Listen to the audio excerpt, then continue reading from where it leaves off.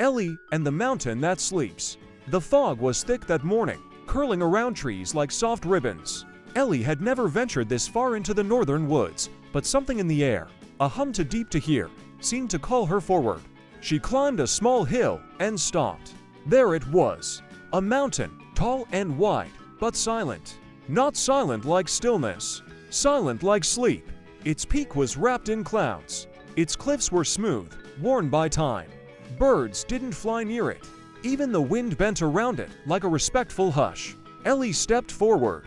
As she approached its base, she noticed carvings in the stone of faces. Dozens of them, calm, dreaming, ancient. A voice, deep as thunder but soft as breath, echoed from nowhere. "Why do you come, small one?" Ellie jumped. I don't know. I felt something." From the rock, a shape emerged, a creature made of stone and moss, with glowing eyes like embers. Not scary, more tired. "You heard the mountain's breath," it said. "It has slept for 1,000 years. But now, something stirs. Something dreams too loud." Ellie looked up at the massive cliffs. "Can I go up?" "You may try," said the stone creature. "But only those who walk with quiet hearts may reach its peak." Ellie placed her hand on the stone. It was warm. With a deep breath, she began to climb. The path was not steep but winding, spiraling around the mountain like a ribbon. Fog drifted across her shoes. The air grew still, like the world was holding its breath. She passed more stone faces, half buried in vines. Some looked peaceful, others troubled. At a resting ledge, Ellie sat and drank from her canteen. A whisper drifted near. "You're not ready," it said. "You carry too much noise." Ellie stood, looking around. No one. Then, a flicker in the stone. A mirror, just for a moment. And in it, she saw herself shouting at someone. Her own face twisted in anger. She winced. "I didn't mean to," she whispered. The wind stirred, as if listening. The stone beside her cracked slightly, not breaking, but breathing. "Climb higher," said the stone creature's voice from the air. "But remember, this mountain doesn't test your strength. It tests your silence." Ellie pressed on. Higher now, the trees thinned, and the sky grew close. She felt small, not in a bad way, but in a true way. As she neared the next ridge, snowflakes began to fall, slow, soft, not cold. Each one whispered something as it landed. Regret, fear, hope, truth. Ellie touched her heart. "I'm still listening," she whispered. Far above, the mountain stirred, not fully awake, but dreaming louder. The higher Ellie climbed, the quieter the world became. Bird song faded. Even her footsteps seemed to make no sound. All that remained was the steady pulse of the mountain, like the slow heartbeat of something ancient, slumbering beneath layers of stone and sky. Frost lined the narrow path now, and Ellie wrapped her cloak tighter. Still, the chill didn't bite. It hugged, like a memory too old to burn. Suddenly, the fog ahead shifted, and out stepped another figure. It looked like Ellie, but older. Eyes heavy with worrying, arms crossed tight. She blocked the path. Ellie stopped. "Who are you?" The figure's voice was flat. "The part of you that doubts, that tells you to turn around." Ellie's chest tightened. "You won't make it," the figure said. "You think climbing will fix something? What if there's nothing at the top?" Ellie clenched her fists. "I have to try." "Why?" The figure pressed. "For answers? For peace? Maybe the mountain is asleep because some things are better left buried." Ellie stepped closer.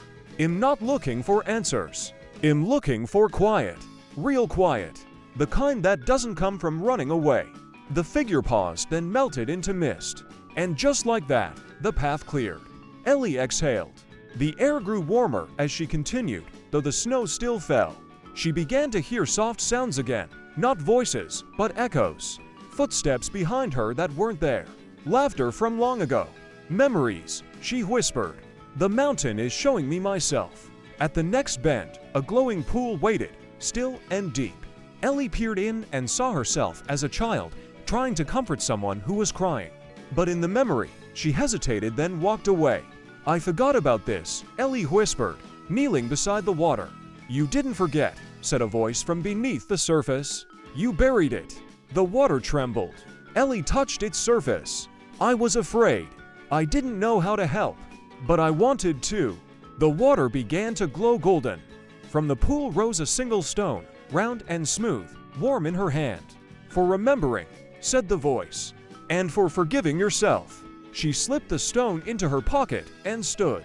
Ahead, the final stretch of the mountain loomed, narrow, steep, winding like a dragon's tail into clouds that blinked with flashes of light. Far above, something pulsed, not with sound, but with feeling. The heart of the mountain. And it was waiting for her. The wind howled gently as Ellie climbed the final stretch. Not angry, not loud, just aware.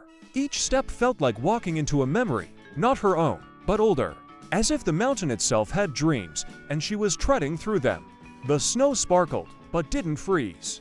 The air thinned, but didn't sting. Everything was balanced on the edge of waking. At last, Ellie reached a narrow platform near the summit. There stood a door, not built, but grown from the stone itself. Its surface pulsed like a sleeping eyelid. And in its center, a shape glowing softly.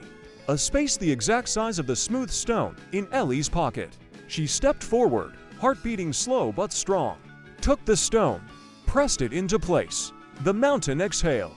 The door opened, not outward, not inward. It simply became not there. And beyond it lay the heart chamber. It wasn't what Ellie expected. No treasure, no thrones, no ancient voices. Just light, soft and silver, floating like dust in still air. And at the center, a giant stone figure curled like a sleeping child, peaceful, enormous, breathing with the rhythm of the earth. She stepped closer. The ground didn't shake. The figure didn't move. But in her chest, Ellie felt something shift. A warmth, a release. Then, a whisper, ancient and clear. "You have climbed not to awaken me, but to awaken yourself." Tears welled in her eyes, though she didn't fully know why. "I thought I came for answers," she said softly. "But I think I just needed to remember I was still alive, still listening." The light brightened, surrounding her gently. "Then you may return," the voice said, "and carry peace where once there was noise." The light folded in on itself. The chamber faded, and Ellie stood once more at the base of the mountain, morning sunlight piercing the mist. She looked up. The mountain was still there, still sleeping, still whole. But now, it hummed not with mystery, but with understanding. Ellie smiled, placing a hand over her heart. The stone was gone from her pocket, but its warmth remained. And so did the silence she had earned, not empty, but full. As she turned to walk home, a gentle wind followed. And somewhere, deep beneath the ground, the mountain dreamed, peacefully, with her name woven into its breath.